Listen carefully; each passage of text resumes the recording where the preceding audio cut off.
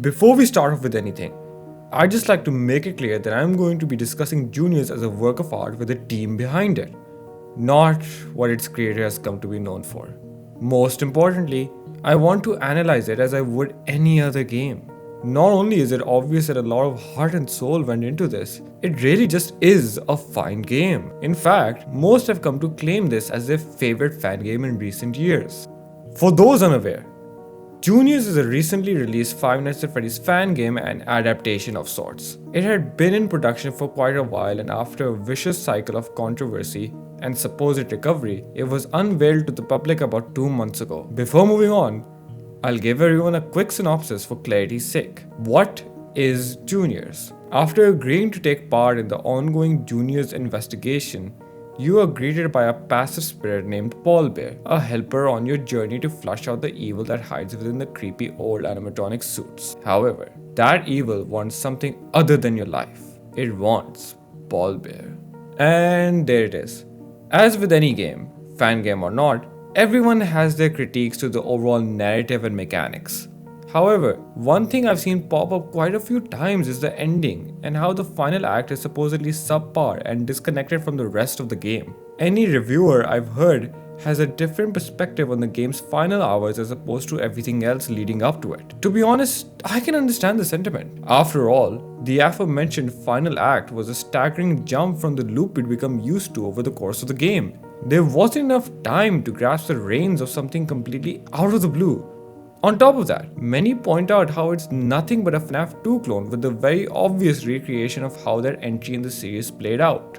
I, however, stand here today to defend all the decisions that went into the concluding of the game. This consists of all the aspects, from the aesthetic to the designs to the story to the section itself and how it plays out. Starting off, even if you aren't a fan of how these parts played out, you still have to give the writers credit for daring to take risks with how bold of a finale they presented. Not only that, but the idea to make Mangle the final boss was just fucking fantastic. What other fan game has done a boss battle the correct way, and even then run from the titular antagonist being either Springtrap or Golden Freddy? This took guts, and that in itself is deserving of a pat on the back.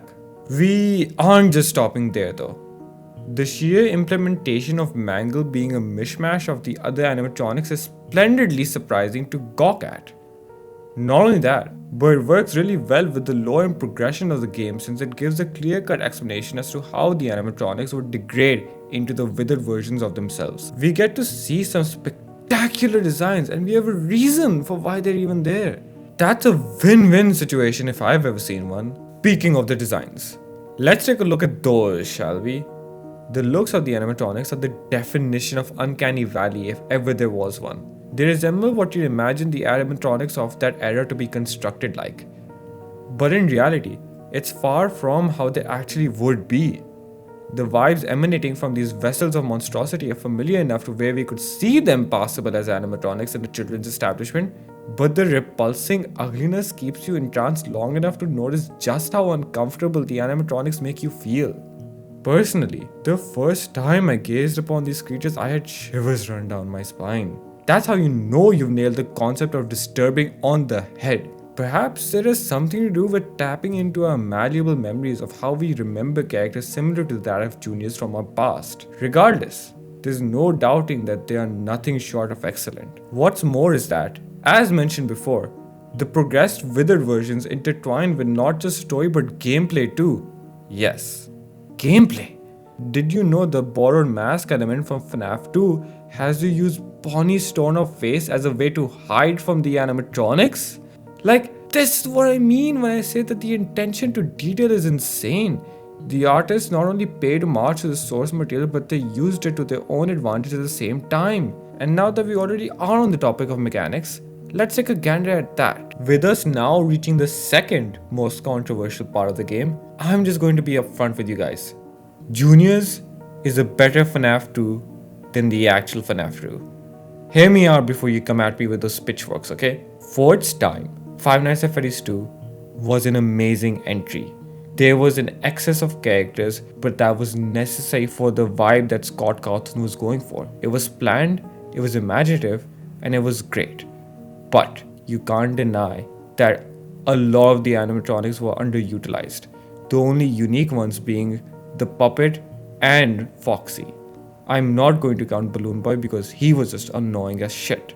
Like I said, Five Nights at Freddy's 2 was great for its time. Looking back, after seeing the entire story, it really isn't that great. It became repetitive not through the gameplay loop, but because each animatronic would function basically the same way. Take a look at Juniors. It takes the best from all those aspects and makes sure that each animatronic has their own unique style. Bonnie, as previously mentioned, is the one whose face is being used to fend off against everyone else. For the rest of the game, he acts similar to Freddy and Chica, yes, but he's still individualistic in his own way. Speaking of Freddy and Chica, I'd say these are the only two that don't have anything special about them, but that in itself is alright. Sometimes it's okay to have functions repeated. My main gripe that I just mentioned was that Five Nights at Freddy's 2 just had too many characters with the same skin just plastered on with the same programming. That can't be said here, since there are only 3 of them.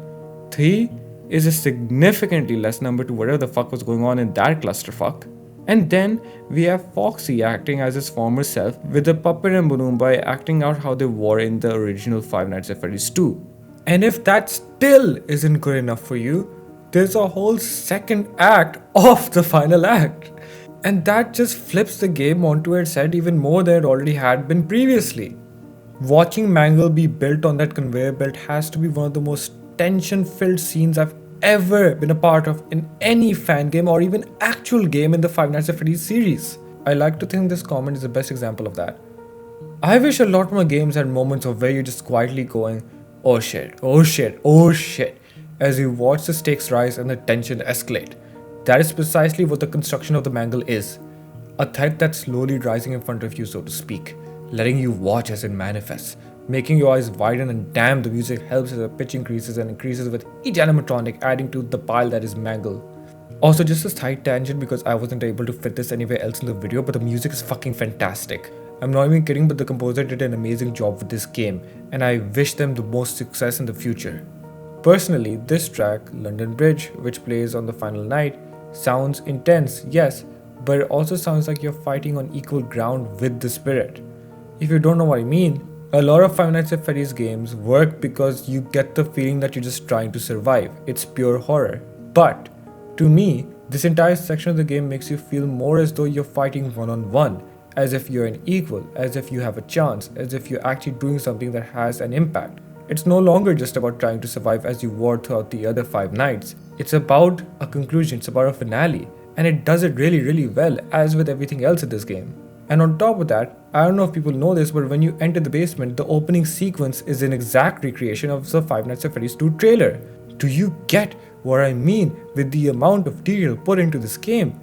That trailer, of all things, had London Bridge playing. The fact that this game is inspired by that entry so much isn't stealing. It's a compliment. It prides itself with the fact that it's made from that game. It took such a small decision of sound design on Scott's part and made it so cinematic. I wish these developers the best in all regards because this deserves to be commended beyond anything. And you can't even categorize it as boss music because boss music is epic for the sake of being epic. This has its highs and lows. And to end it off, Mangle's iconic static is also audible in the track. What more could you possibly ask for? Now, that ended up being more than just a side tangent, but I just want to make sure that all the points I'm trying to make come off as important as they're supposed to be. Finishing this off as quick as I can though, the rest of the final act is no disappointment either. It's a new style of gameplay that may take you off guard the first time you're introduced to it, but it's still new. That's the point. It's a game made inside a game, made inside an entirely new game. This is all bonus content. We should be grateful we even have this in the first place. The game could have ended on the 5th night as is. Dare I even say we would deserve less because it's free. And then with the finale that follows, with the ghost going after Paul Bear and you ending it where it stands. It is confusing, yes, but not as much as the other games. It's a contained story by the end of the day, and it's one that connects back into the timeline of the games without intruding on the lore as a whole. With how easy it is to get caught in the web that is the Five Nights at Freddy's timeline, the fact that you're able to fit something completely new into it without disrupting everything else around it, that just proves that a lot of thought did go into this. And the takeaway should be that although Ramanov has now come to be known for things that are just vile and disgusting, it doesn't mean that the entire game should be boycotted as a whole. Especially with how even if you come out of this video disagreeing with me, this is just the finale. The entire Five Nights is just grand as is, and I hope you're able to enjoy it as much as I did. That'll be all for now though. This has been Vexodus, and thank you.